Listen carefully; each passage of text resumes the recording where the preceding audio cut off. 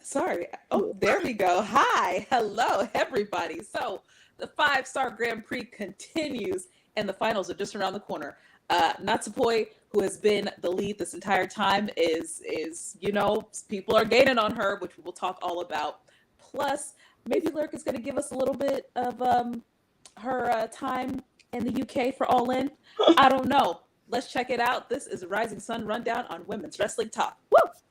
10, 9, 8, 7, 6, 5, 4, 3, 2, 1, 0.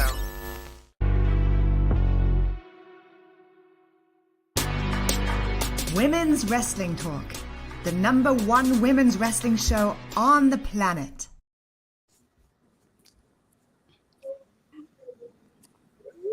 Hey. Hello, Bobby. Hey, yes, this is the Rising Sun rundown on Women's Wrestling Talk, the #1 women's wrestling show on the planet. Everyone's excited, if you can hear. Raise the roof. Exactly, this roof. So, how are you guys? Tired. So Lyric is tired. I'm also tired, but also again I'm in a different setting today. So apologies to anyone watching if my internet cuts in and out because hotel Wi-Fi ain't the business. But yeah, Shay, how are you? How are you today? I'm doing great. It's a Thursday and I'm off, so that's always good. I know that's right.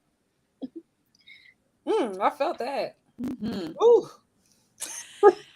So we got a lot to talk about, right? There's just a lot to talk about. So who's touching buttons? so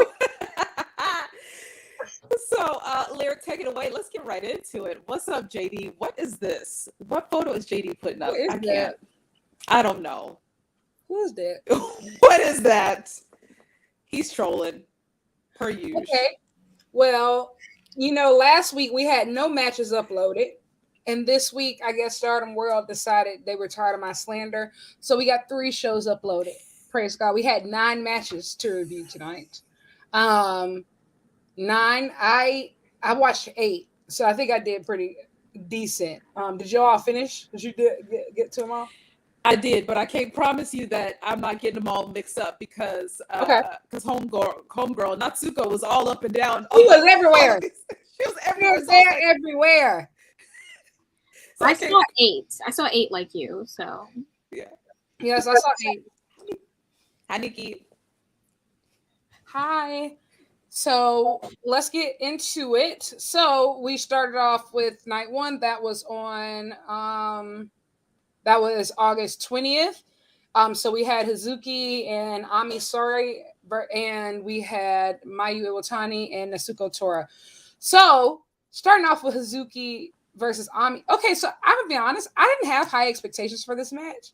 I thought it was just gonna be like, just good match, random good match, but nothing memorable. It actually ended up being one of my favorite matches that I watched in this entire pack. One of my favorite matches of the tournament.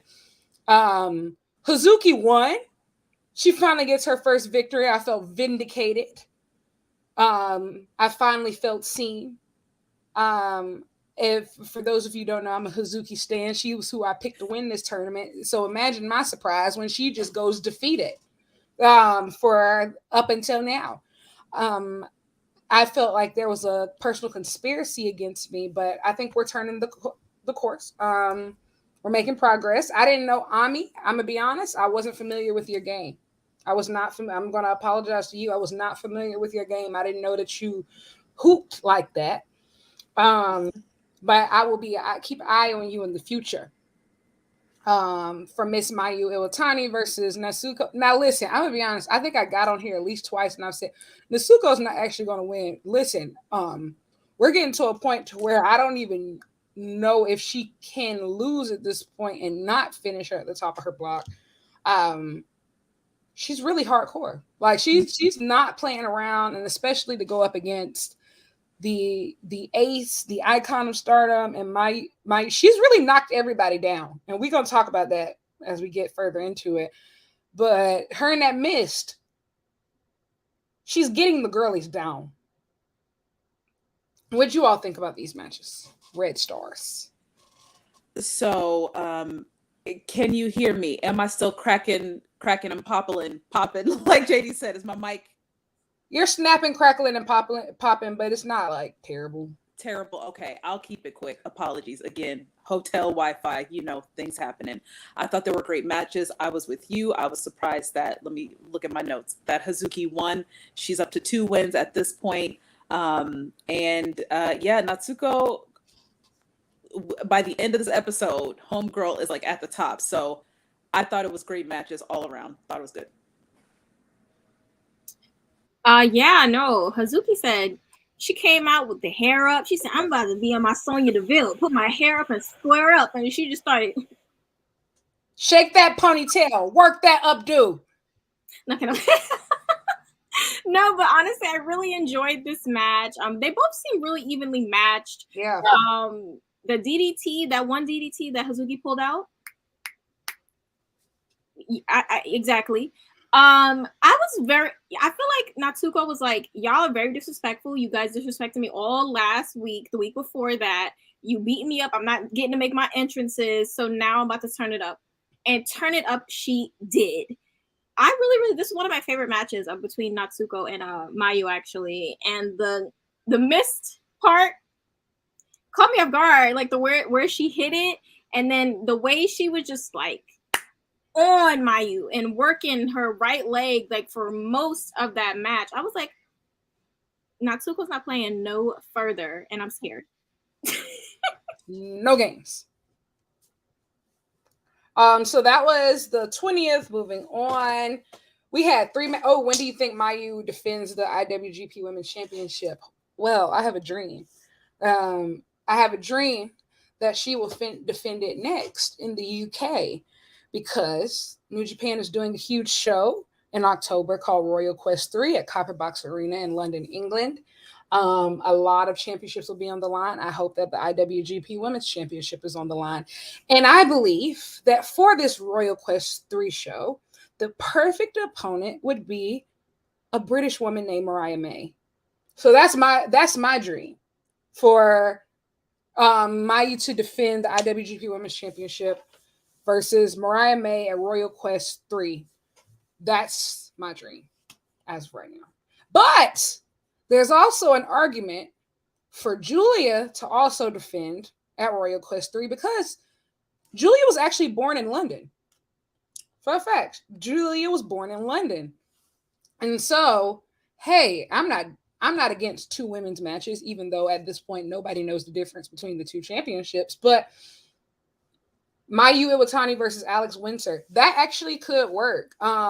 Just because Alex is obviously the current Rev Pro undisputed British Women's Champion, and Rev Pro is an official partner of New Japan Pro Wrestling. So that could happen. There's a lot of different options, I would say, for this Royal Quest show. A lot of people who could be on this card, both men and women. So I'm really down for just about any of these combinations of folks. I think a lot of people have ties to the UK. UK has been a great market specifically for New Japan Pro Wrestling. And Stardom has a few women's wrestlers who have strong ties to the UK.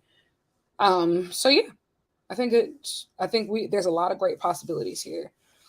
So moving forward, we had 3 matches. We had Natsuko again. She's been outside on y'all heads. Natsuko versus Tam Nakano, the current World of Stardom champion. We had the New Japan Strong Women's champion Giulia versus the Wonder of Stardom champion Mirai. And we had Utami and Hayashishita versus Micah. All of these matches were really, really good. Obviously, Natsuko hit Tam with that mist again. She hit her. She did it. And I will say, knocking off Tam Nakano and Mayu Iwatani back to back is, I don't even think there's words to explain how impressive that is. These 2 women are Stardom. You had the icon in the heart. Like those, they are Stardom. And to knock them off back to back is just about as impressive as it gets. Like that's a mega push. And so Rossi must be really, really high on Natsuko. I didn't see that coming at the beginning of the tournament, but clearly, like, the powers that be are very high up on her for her to be able to get the win over two women who just essentially define Stardom as a company. Giulia versus Mirai. I've said how I felt about Mariah on numerous times, but this was actually one of my favorite matches from her. Giulia brings the best out of everyone. She got the win here over Giulia, which is a really big win for her as a white belt champion. I say to defeat a former red belt champion and a former white belt champion in Giulia. And then Micah versus Utami. This is a very interesting matchup because these two are going to team up in a couple weeks for the Dream Tag Festival. Micah gets a great win over Utami. These two are very well matched, both as a team as well as opponents. So I'm a fan. What did you think of these? Oh, okay. Yes. So I'm making sure I didn't want to. Well, for me, I pointed out two matches I really, really liked, which was Mika and Utami. I really, really liked that match. I felt like Utami was not playing like the whole match. I just love the vibe of Utami, like in general. Like she just gives me, I'm here. There was a forearm from Utami that knocked Micah out, and I was just like, I'm scared. And then also I really liked Mirai versus Giulia. That was also a match which you said, and I was shocked. I really was shocked because I did expect Giulia to win. I don't know. Lately, I feel like in the tournament, she's kind of been losing momentum. With some losses that I didn't expect. So I'm just kind of like, does that mean anything, or am I reading too much into it? I don't know. And then for Natsuko versus Tam, I was also shocked about this as well. But honestly, Tam was like the Energizer Bunny for half of that match. I was like, how are you still getting up? That one spinning heel kick that she did was so pretty. Yeah, those are my thoughts on those three matches. Yeah. I'll say, going back to what you said about Giulia really quickly, the 5-Star Grand Prix is a very unique tournament in the sense of, compared to all the other tournaments, all the other champions typically aren't defending while they're in tournament. But in Stardom, champions are still defending their titles, taking on challengers, and competing in the tournament at the same time. So Giulia, obviously, her focus has been split, going back and forth, between America recently. And so, I would say it's extremely difficult for Stardom wrestlers in particular because, they have, 3 different priorities at once. Most of them have had to defend their title, who are champions, have had to defend their title at least once since this whole tournament started.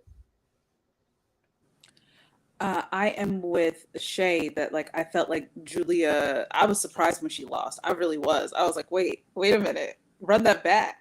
But at this point, listen, everybody else is so far ahead of her that is she really a factor in this anymore, right? Something that I wanted to point out with Natsuko and Tam, she says at the very end, calls Tim out and said, "What is up with you losing?" Challenges her for the red belt. I said, "Oh, you out here just talking." I was cracking up. Whenever she gets on the mic, homegirl's like, "You gonna listen to what I have to say?" I will say though that I was kind of underwhelmed with Utami and Micah's match. The pacing for me was just kind of not great. It picked up at the end when we knew it was going to be over. It picked up, but the whole time I was like, the pacing for me was just a little slow, but it was still, good overall. But I liked their little moment at the end where they're gifting each other, sake and tequila. That was cute. Take a little shot. Tee. Yeah, I think that this is very interesting. I don't think that Giulia, even though I think Giulia lost because she can afford another loss, I don't think Mariah could take another loss and be believable as white belt champion. She took so many losses in this tournament against legitimate opponents. Giulia is one of those people that I honestly believe that she can lose from now until next year, and she's still Giulia, and people are always going to take her seriously. Mirai has been fighting her perception issue for a very long time, I feel like, in Stardom, of just like constantly being given opportunities, but people feeling like she doesn't live up to them. And obviously, people like me, who have criticized her performance and like some of the L's she's taken during the 5-star Grand Prix. I'm gonna be honest. If she had lost this match, I was gonna say take that belt off her tomorrow. So maybe that's why. That's why she had to win. My fault. Mm-hmm. Okay, well, wait, real quick before you get to the last set of matches, because, well, maybe, you know what, actually, let's talk about this at the end. This is an end thing at the end. Okay, yeah. Cool. Yep. So moving on, we had, who's this? I'm sorry, I can't see. Who's that right there? Oh, that was Ami versus Starlight Kid. We had Sourei versus Hanan. We had Natsuko. She's back, y'all. Hey, she's back. Natsuko versus Natsupoi. And we had Mariah May versus Momo Watanabe. The only one I didn't get to see Ami versus Starlight Kid, but I did get to see Sourei versus Hanan. This one was a sprint, but it was so good. It was quick, but it was extremely good for what it was. Sourei just dazzles. Like, she's dazzling every time that she's in the ring. Hanan, this one also, like, the neck bumps in this was crazy. They were going suplex for suplex for suplex for suplex for suplex, just neck bump after neck. I felt like Roderick Strong. I felt like Roderick Strong with my neck brace. I feel like Roddy with my neck brace. Adam!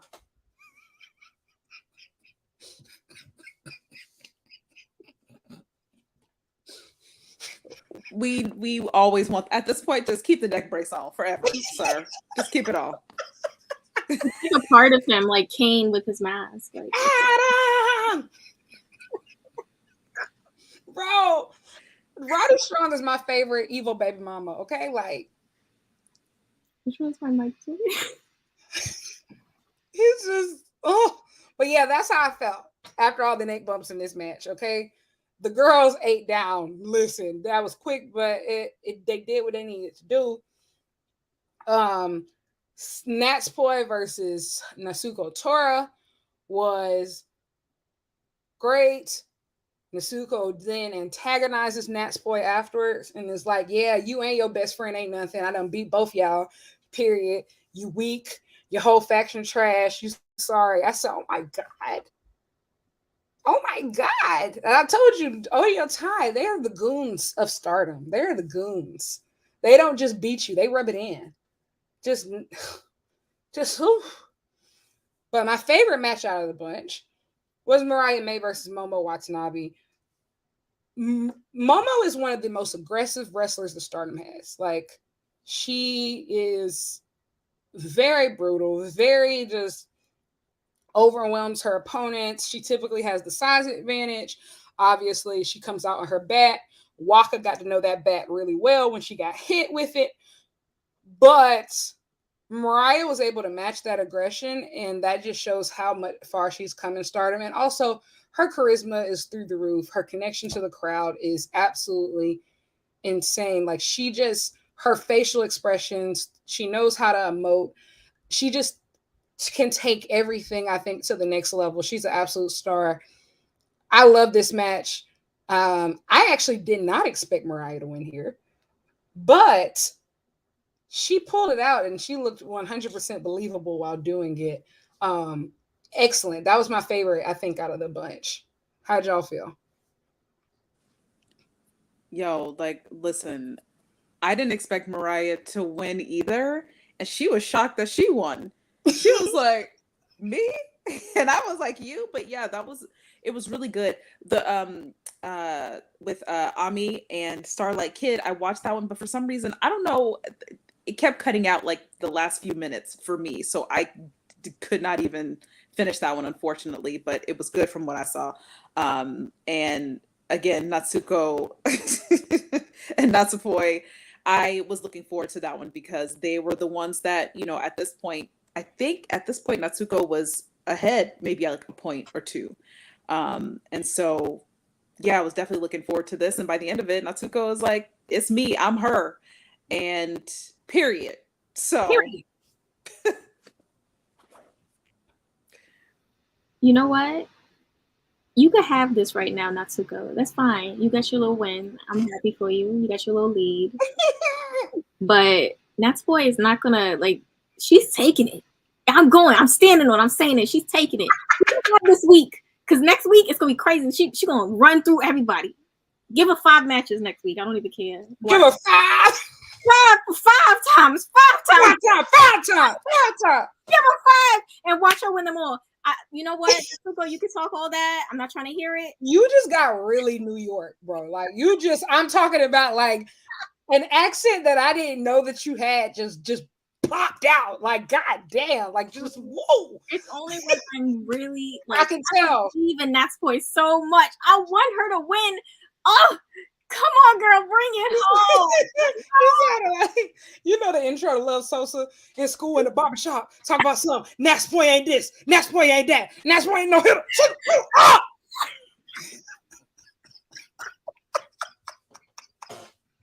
This is a very unserious group of individuals. Very unserious. Very, very, very unserious. That's where we are currently with the 5-star. These are the current rankings. Like I said, y'all, Natsuko, I'm not sure if like she can't. How many more matches she got? She only got 1 left. Oh my god. Yeah, she's done. Everybody on the red stars, y'all done. You're done. Hang it up, flat screen. I don't know. Actually, no. 1, 2. Oh, she does have the only person who can overtake her now is Natsupoi. Natsupoi has 2 matches left. So Natsupoi versus Hazuki and Natsupoi versus Tam. Ooh, that's gonna be a good one. Tam versus actually no. Okay, so Stardom is weird. They don't go in like a linear way. Like so Tam has 5 matches left. Yeah, Tam has 5 matches left. So honestly, this could go anyway. I didn't realize that she had that many left. I didn't realize that Tam had that many left too. And I'm gonna be honest, she has the biggest ones that she has left. Natsupoi and Sourei are going to be her biggest opponents. I think she can beat. She's definitely going to beat Ami. She's going to beat Starlight Kid. Suzu is a wild card here, but yeah, Natsuko Tora though, like literally, she's only dropped 2. She's only dropped 2. As long as if she beats Suzuki, it's a good chance that she's going through. That'll take her to 14. But if she loses to Hazuki, if Natsupoi beats Hazuki and Tam, that will put her at 11, 13. Yeah. So that's Natsupoi's chance. Come on, She'd have to beat both Tam and Hazuki. Hazuki, I need you to turn it up on Natsuko, but I need you to turn it down on Natsupoi. I hope you hear me. 4, 6, 8, 10. 10. If Tam wins all of her matches, she'll win and she'll get to 15, but she's not going to win all of her matches. I wouldn't put it past at this point. She has 5. She's not going to win them all. But that's the thing. If Tam wins, Natsupoi can't win. So like Natsupoi has to beat Tam to have any chance of going forward. She's going to have to beat Tam. And this is like why when I say that Cosmic Angels is the messiest faction, because whenever Tam and Natsupoi get in the ring together, they try to kill each other and it gets really, really competitive and it gets really, really bad. And Cosmic Angels they always have some problems. But the Blue Stars is wide open. Currently, there is a 5-way tie for first with Mirai, Mina, Mariah, Momo, and Sourei.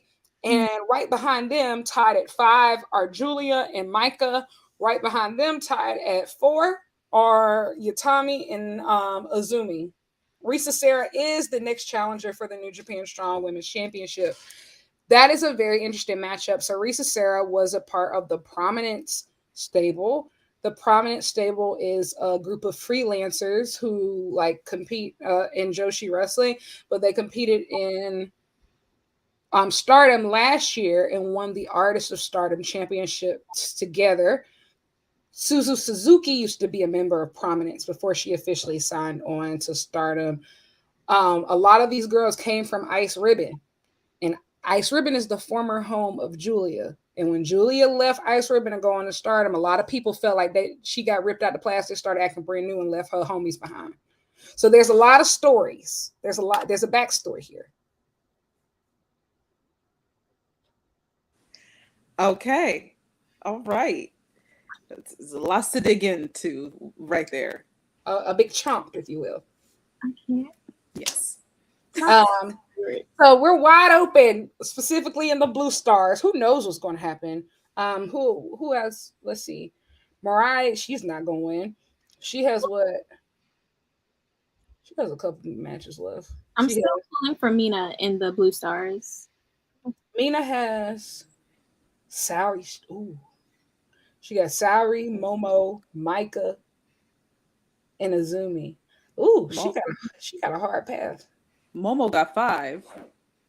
Momo has 5. I would be honest, Momo's my dream. Like, Momo is my dream just because, like, Momo needs to get that red belt. I don't know one way or another how to get it to her, but she's not going to win this tournament. At this point, like, this is what I have a dream. I believe that Stardom, they like to like do a bait and switch. So they'll let Natsuko, rack up all these points. So you're going to be like, oh, maybe she's going to win. And somebody is going to just shock everybody and like just overcome last minute. So I'm not sure who that person is going to be. I think at this point, it's a really good chance that it's Natsupoi. At least in Red Stars. And then for the Blue, I don't know. Like, you got so many people who are doing well. Like, yeah. Mina's doing well. I don't think Mariah is going to win because a foreigner has never won the 5-star. But however, at the same time, she's already blown past all my expectations for this tournament. So I wouldn't be surprised if like she made the finals or something. Like, there's a lot going on. And I don't think that a current champion is going to win. Like, I don't think a current champion is going to win because I think that just defeats the purpose. I think we should give new faces opportunities. So I don't know. But that's where we are currently with the 5-star Grand Prix. Stay tuned. But I think it's time for a commercial. You know what? It absolutely is time for a commercial. I love commercials. It's my favorite time of the year. Hey peeps, TK Trinidad here, boss lady of Women's Wrestling Talk. And I want to say thank you so much for watching because you've got millions of options. Plus, you don't have to worry about sharing your password to check us out. But while you're here, hopefully you know we have so many more shows to watch, like Turnbuckle Glam, Raw post-show, WoW post-show, AEW Dynamite post-show, Women's Wrestling Army post-show, NXT post-show, Impact Wrestling post-show, AEW Rampage and SmackDown Live post-show, On the Scroll, ROH post-show, WWT Live, plus all of our interviews with the hottest women's wrestlers in the game. Make sure that you like, comment, and subscribe. Check out our website at www.talkpod.com and follow us on all social media platforms at www.talkpod, and make sure to spread the word. That means send this to the group chat. Yes, even the person with the green bubble.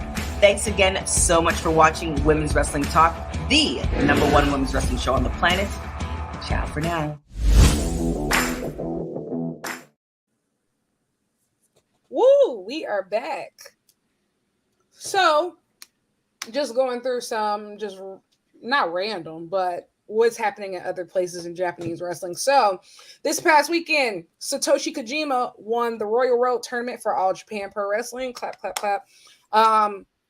I'm gonna be honest, the fact that this old man is literally having such a career resurgence this summer is kind of scary. This man has competed in Forbidden Door and also winning tournaments. Like, how are you doing all this? I don't understand. Listen, this summer I've seen the old heads, the over 50 crowd has been showing out in wrestling. They said, "You think you're going to forget about me?" Y'all thought. You got Sting jumping off of here, there, then you got you got Jericho doing performing in the middle of all, like the over 50 crowd has been showing out bad. Billy Gunn out here scissoring all over the Oh place. yeah, can't forget about Billy Gunn. My fault. Can't forget about Daddy Ass. My fault. That like literally the over 50 crowd in wrestling has been going crazy. Jeff Jarrett and his in his guitar. I stand. They said Yo, who? Ricky the Steamboat is about to have a match where Ricky, like they are showing out. I am so excited for this. I am too. I think. Listen, I love it. I think that being able to properly use legends is such a cool thing. And I think it connects the generations. Like, I think it connects. There's so many newer fans who might not be as, be familiar with, like, the olden days of wrestling, but they'll be able to look back on moments like this and go back and, like, rewatching old stuff, or these moments, like, really connect generations. And so I heard Terry Funk is coming back for one more match. Stop. JD, you don't get to comment no more. I will say that, like, to be quite honest, like, knowing Terry Funk, what he stood for, I 100% believe it. Yeah. Terry Funk came out of retirement about 10 times. I know for a fact that he is up there behind the pearly gates wrestling Dusty Rhodes as we speak. Terry Funk invented the whole lying about a retirement. Okay. Before Ric Flair started doing it and having one more match, Terry Funk Ben did that. Okay. Period. I think you're absolutely, speak to that point. I think you're absolutely right. Again, as a new wrestling fan, as you all know, that it has given me the opportunity to go back here and there and just kind of watch and actually see these matches, like people that I had heard about just through pop culture growing up that I never really paid attention to now go back and be like, oh, okay, so this is why you hot, right? Like this is what's up. So that's been really cool for me as well. So yeah, you're right. I've been loving it. I'm with you. Over 50 crowd doing it. Let's go. I'm here for it. Yeah, I am glad that somebody did mention Terry Funk. I should have put a picture up here, but like obviously rest in peace. But Terry Funk was a huge figure, specifically in Japanese wrestling. Like he was one of the top foreigners of all time in Japanese wrestling. Like he's one of those people, like the most modern equivalent that I can probably compare him to is Jon Moxley, a person who might have had a WWE run, but that doesn't define his career. He did it all. ECW, WWE, he did, wrestling in Japan. Like he did all the things, hardcore, like strong style, anything that you can think of. Last week, I was going back and watching his matches, some of his stuff with Stan Hansen, who is known as probably one of the greatest foreigner in Japanese history. Just so many incredible matches. And Terry Funk will be missed and his legacy will live on. But specifically for the Japanese crowd, Weekly Pro Wrestling actually made him the cover, which is it's a weekly magazine in Japan. It made him the cover, which is a huge deal for a foreigner to be on the cover, period. And I think that just speaks volumes of what he meant to wrestling, but specifically Japanese wrestling. Moving on, updates on the N1 Victory Tournament in Noah. We have finally reached the end, y'all. Thank God. And I don't say that as if it was bad. Don't get me wrong. I actually really enjoyed this tournament, but there's just been a lot of stuff. So let's just walk through it. Okay, so boom. On one end, we had Block A. So we knew that the main event was supposed to be Kano versus Jake Lee. Jake Lee is the current GHC heavyweight champion that I have never been 100% sold on. Cool. Kano beats Jake Lee. Who would have thunk? And that means that he ends up at the top of A block to move to the finals. And even if he doesn't win at this point, he's pinned the champion, which means that he should be entitled to a title shot down the line no matter what. Plus, as I've said before, Jake Lee has defeated all of the Noah top guys except for two people, Kano and Go Shiozaki. So let's move on to Block B. So a big match took place in Block B on this night. That means Katsuhiko Nakajima versus Go Shiozaki. They are tag team partners in my tag team that I'm obsessed with, Axis. They decided to wrestle each other in their tag team gear.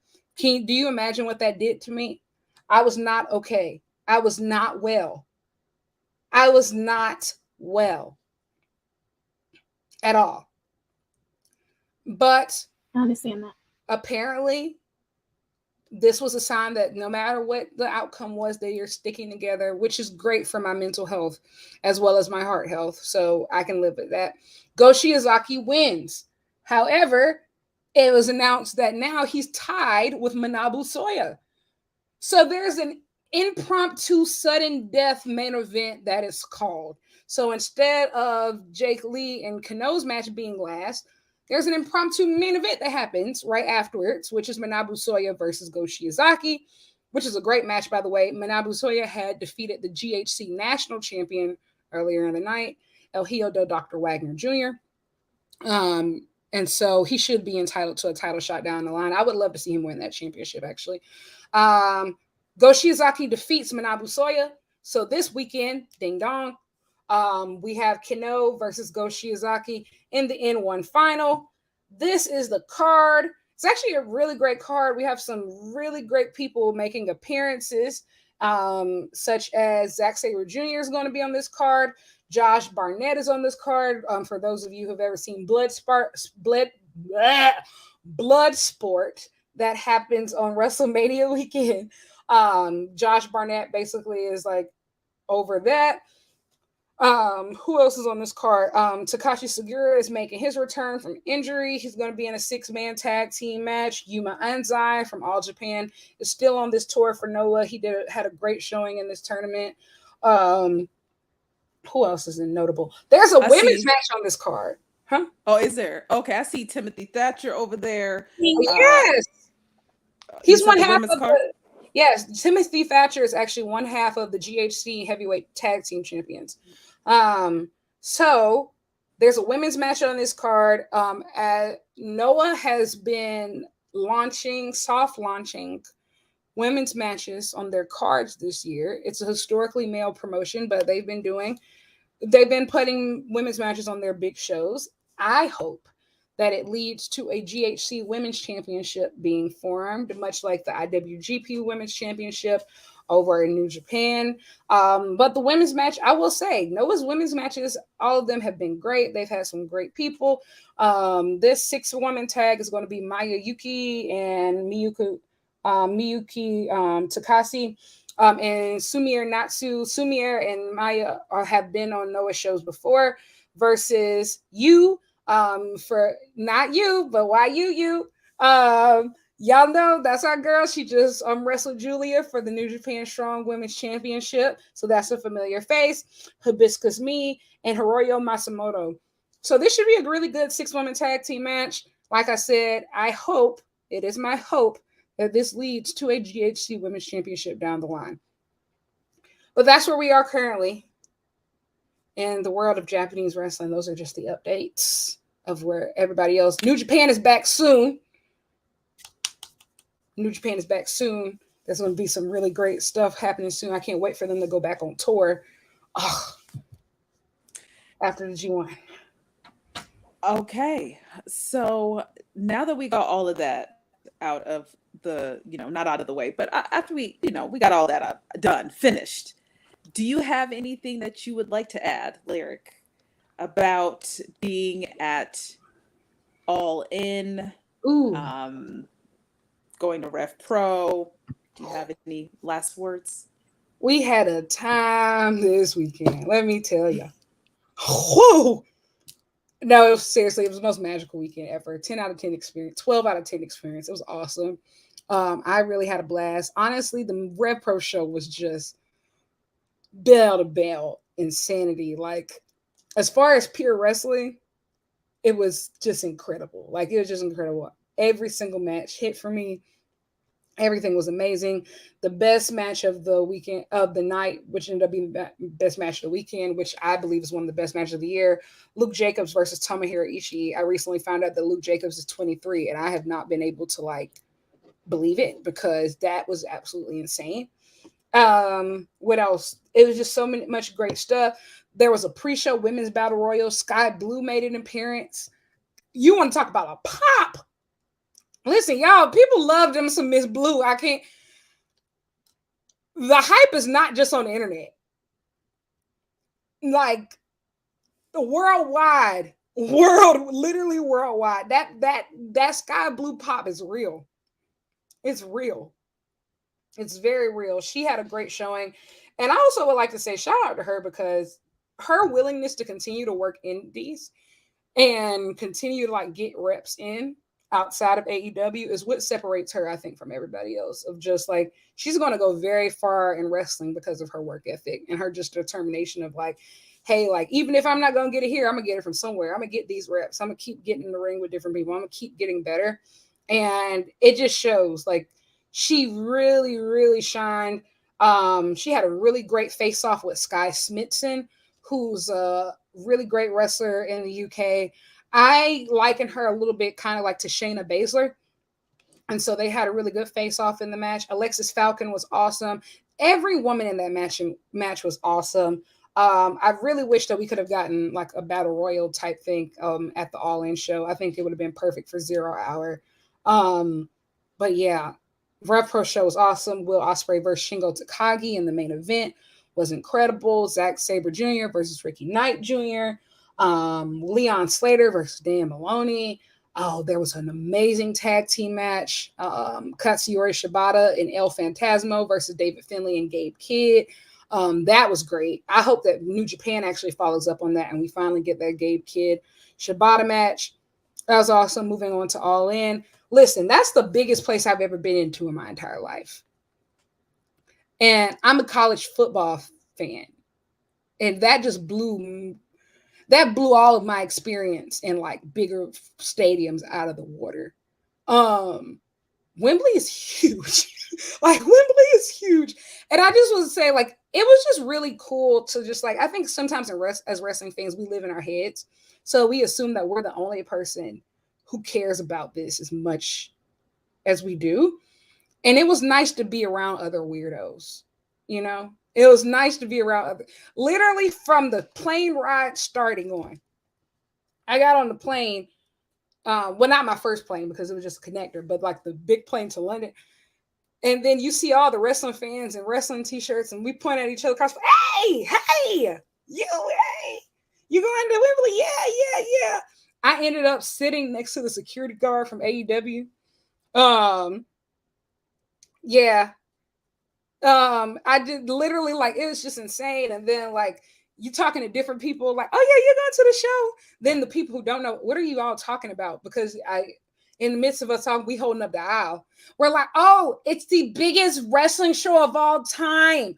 AEW All In, 80,000 people. And they're just like, we do not care. We do not care. And then what else? Like, and the next day, I and my friend Charlie, we went over to Wembley just like the day before to see if we could like see like if there were like anything like set up that we can look at like from outside. And a lot of other fans had the same idea, but like some of y'all know y'all was wrong. Y'all done found them people hotels. Y'all done formed it was like a block. It's a block of men. Like just y'all just standing outside waiting for people to come in and out. It was crazy. Like, and it's funny, like whenever I would even see somebody before, like I could even think about moving, they would get swarmed. So I saw Sting out the corner of my eye. And before I knew it, he was just surrounded. I saw Satnam Singh. Now nobody approached him because y'all know good and well, like he could see you. He could see you coming. I saw Satnam Singh try to like sit in like a regular park bench, and it was so funny. Like, Aisha, you're muted. Yes. Yeah, you're muted. Okay. So like literally his knees scraping the bottom of the table. The table. He's so tall. Like seriously, like it's crazy to see somebody that tall, especially if you've been on a plane all day, because you realize, wow, like these things are not built for you. Like these contraptions are not built for you at all. And you should probably sue somebody because of that. And so what else happened?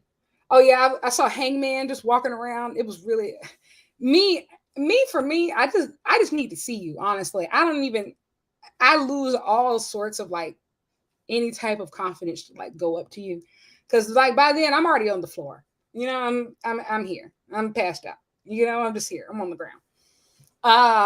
But it was just really cool. Like in the train stations everywhere, you just see these big posters, all in, all in. Yes, we really mean Wembley Stadium. And it's just like as the time goes on, like I was in Westminster, so like near the London Eye, and like you just see fans everywhere. And then when that Mercedes picture dropped, and people are like, oh yeah, well, she's just trolling, guys. Let me tell you something from Black Woman Knees, okay? As much as that lady is a troll, no self-respecting Black woman is buying a $2,000+ hand-painted lace frontal wig, custom, just to troll people on the internet that she don't care about. It's not happening. I've realized, and this is one of those things where we need more diversity in wrestling, because I realize that y'all don't understand how much these wigs cost and how much time goes into these wigs. You got to follow the wigs. They're hand colored, hand painted. I follow Mercedes's wig maker. That's why I say this. I follow her wig maker because the same person does Trinity wigs. And so you think that she just bought a UK themed wig for no reason, just to troll y'all from the crib? No, it don't work like that. And so, exclusive series. Follow the wigs. Seriously, Mercedes, everything that she's done up to this point, truly follow the wigs, guys. She's made it very clear that the colorful wigs versus she never wears the brown or the blacks for like her character. So like Mercedes Monet is always the colorful wigs, you know, like that's always the colorful wigs. And I follow her wig maker. She's very much so. Mercedes loves a good theme, whether it's the Darth Maul or, you know, like, or it's the money prints or the flames, the burning away the blue. She loves a good theme. Follow the wigs. But yeah, seeing wrestling fans just everywhere, that was crazy. It was nuts. Like really, we took over London. It was actually kind of nuts. Like follow the wigs. That sounds like risky advice. That's for, how do I say this? Black women business. We follow the wigs, and we'll tell y'all when to follow. Okay, we'll tell y'all. You leave it to us, and then we'll tell y'all when to follow. Okay, gotcha. Exactly. And so, getting to Wembley was nuts. Going through the media area was really, really nice, but we also had floor seats. Didn't know if we were going to be able to go down and come back up at first, and then after a while, we're just like, you know what, let's just do it. And I'm really glad because we spent the first 4 matches on we spent the first 4 matches on the floor. But we did 0 hour up in the press box, 4 matches on the floor, and then went back up to the press box. The energy is insane. UK crowds love to sing. Like they love to sing about everything. So many, like it was really cool. Like there was a fan walking around in a Bray Wyatt cosplay, led everybody in singing. That was actually really beautiful. Well, like it was so much crazy stuff happening, and you realize how ridiculous it is that we're all here. Like how ridiculous it is that we're all here, and we're just so excited. And I think it just proves that I think sometimes we take things for granted here in America of just like we always get shows, and like it felt like the UK crowd, like they were almost performing. Like they were performing so hard Like they were performing to make sure that y'all come back. Like they were performing. They acted like it was an audition. Like I got one shot to make them come back. And you know what? Y'all won clearly. Y'all won. All in London 2 is happening next year on the bank holiday. But it was awesome. Biggest pops of the night. MJF actually got the biggest pop of the night, hands down. Like just it wasn't even close. People love Better Than You, baby. I'll tell you what. They love Better Than You, baby. Eddie Kingston gets a crazy pop, of course. Kenny Omega, Golden Lovers. That was insane. That was the peak of my night. I ain't gonna lie. I could have gone home right then and there. After the Golden Elite came out, hey, I'm done, guys. Hang it up, flat screen. Stadium Stampede, amazing. 10 out of 10. Amazing. Jon Moxley has wrestled Jun Kasai once this summer, and he will never let them skewers go. He always has a fork in his pocket. Renee, we're all yelling, Renee, check his pockets. Renee, check his pockets. Now, I will say, now that crowd was nasty. Nasty during that tag team championship match. Very nasty. Because the things that they were yelling at Cash Get the Gat Wheeler was nuts. Like they said Wheeler's got a gun. They just started singing. They just kept singing over and over again. I said, y'all stop. My match of the night was the main event. I would say the main event. Like it was my match of the night was definitely the main event. Second to that would be Young Bucks versus FTR. What else happened? The women's match, I will say, Tony Khan, he did what he had to do to get Sourei over. He had to buy the rights to a Queen song. Because I will say she would have got booed if she didn't come out the Queen. I'm gonna be quite honest, because like when earlier in that show, when they did like the rundown of the cards and people were like yay and booing, when they first showed Sourei, like the peoples was booing. They were booing, but nobody in England is ever going to boo Queen. So like that's just never going to happen. So you know what? Y'all got lucky. Sheeta got an amazing pop. Britt got an amazing pop. Toni Storm is the best in the business right now.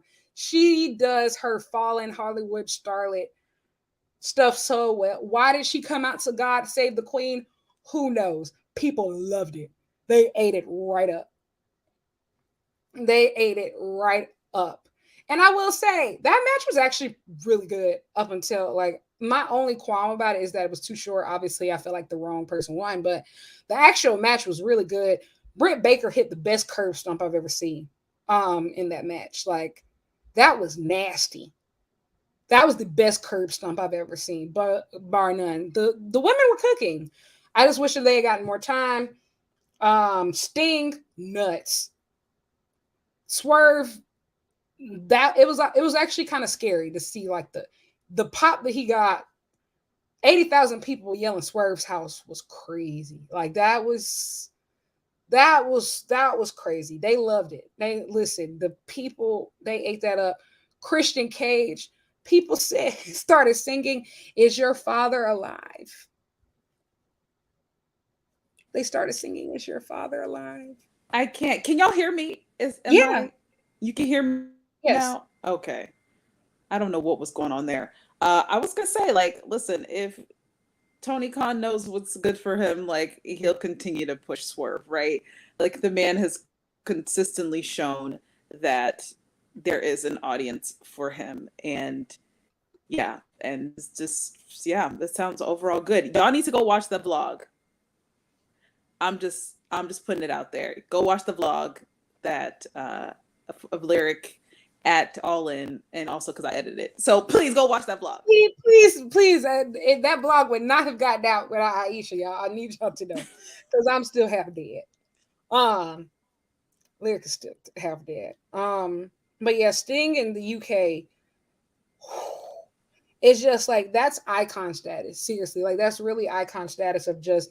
And then, man, I don't know. TK just got too much money on his hands. He bought everybody. Said, "You want a song bet? You want a song bet?" Just started buying the rights to so many songs. He bought the rights to Sting's old WCW theme, which is Seek and Destroy by Metallica. And the people went nuts. Like, oh my gosh. Like, it was literally insane. The Acclaimed versus House of Black, I'm gonna be honest, like, it should be illegal for that many people to be excited to scissor with a 59-year-old man. But here we are. Here we are. It was amazing. It was beautiful. 10 out of 10. Billy Gunn for president. I don't know. And then the main event. It was amazing. Like, the main event was amazing. I was a huge hater for much of MJF's title run. And I feel like it was well-deserved hate. And I like to hold people accountable. It was well-deserved hate. It just wasn't good up until this summer. The matches were good, but he only wrestled once every blue moon. So it's just like, okay, like, yes, I have 2 matches to show for 6 months of these 30-minute promo segments when you show up, and like, they're not great. They just weren't great. But I am big enough of a woman to admit this summer he hit his stride. Like, the stuff with Adam Cole is excellent. And I think this is the best stuff that Adam Cole has done in AEW too. And it helped him find his confidence back. It's the best wrestling he's done. It's the best on the mic that he's done. And I think, like, this is just put both, obviously Adam Cole was already a star. This took both of them into superstardom. It was amazing. 10 out of 10. It was the will they, won't they. I was on the edge of my seat. Roderick Strong, you will always be famous to me.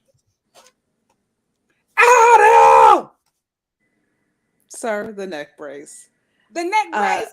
Listen, better than you, baby. Like, they ended up on Hot Ones. Like, once you were on Hot Ones, out here eating wings, hot wings with homeboy with Sean, I mean, I feel like you have made it. So you've made it, truly. You've made it. So before, I guess, is there anything else before we wrap up for the night? Oh yeah. Then the media scrum happened, guys. Oh yes. Oh, the media scrum happened. I'm gonna be honest. I hate to say, I feel like Twitter almost exacerbated the actual situation. Of course. Because obviously, yes, advocating for more women's matches on the card, which I will always do, but like, it wasn't like a situation where I felt like, oh yeah, like I'm being cut off or like being stuff like that. No, I was treated very respectfully at the scrum. Like, it was a really good experience. I look forward to, like, obviously going to more AEW stuff in the future. And obviously I'm ride or die AEW because I flew across the world to be at All In and I don't regret it. And I plan on going back next year because it's going to be a fantastic time. Now it's a tradition. And so not bad for me. I actually thought about that. Like, going back, like, that All In main event was very, very, very historic in a sense of you had 2 men who are not the stereotypical wrestler physically, of just like, we're used to like these 6'5" Greek gods, like sketched out of Marvel. And although MJF is jacked, he's short. And like Adam Cole is obviously undersized compared to like what we've typically seen as the top guys in wrestling. This was really a watershed moment as far as like size not being a determinant of star status in professional wrestling. And I think that that's really, really cool because it hasn't always been that way. So that was for the biggest wrestling show of all time to have those 2 main event. I think it was really cool. But yeah, going back to the media scrum, it was actually really cool. Obviously, we need more diversity. I was the only Black person in there, but that's not just an AEW thing. That's a all wrestling media thing, and we just need to get better, especially as the talent begins to diversify and we start to have more diverse talent. The media and the people covering it need to match. But all in all, fantastic trip. 10 out of 10. Can't wait for All Out. I might be the only person excited for this All Out card, but that's fine. Okay, so Nikki says SummerSlam was full of diversity.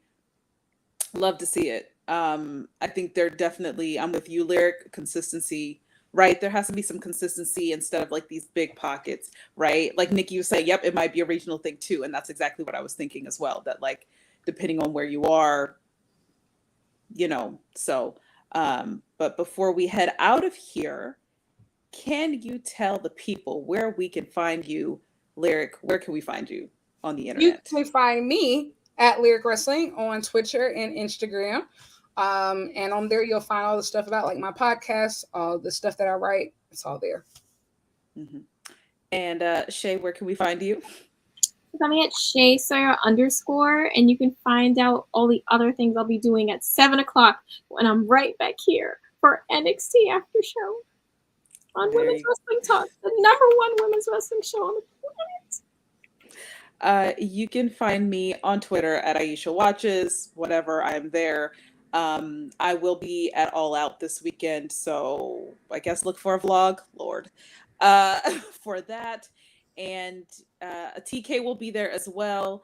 And so that should be fun. That'll be a good time. And then also you can find me on Sundays with Collision Crew talking about Rampage and Collision. Again, I will not be there this Sunday due to All Out. But yeah, that's where you can find us. And I don't know. I think that is it. So thank you all for joining us once again on Rising Sun Rundown.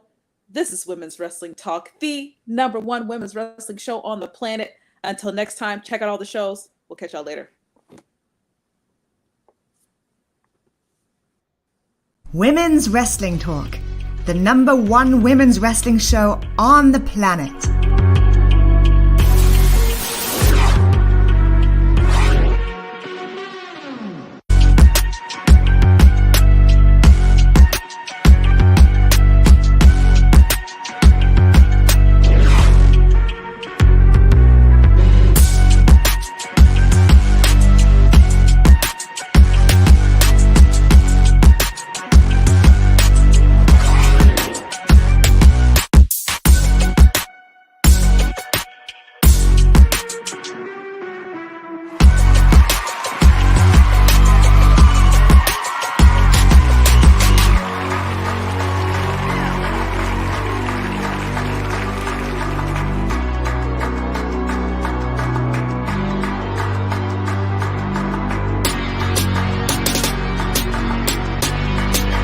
Women's Wrestling Talk, the #1 women's wrestling show on the planet.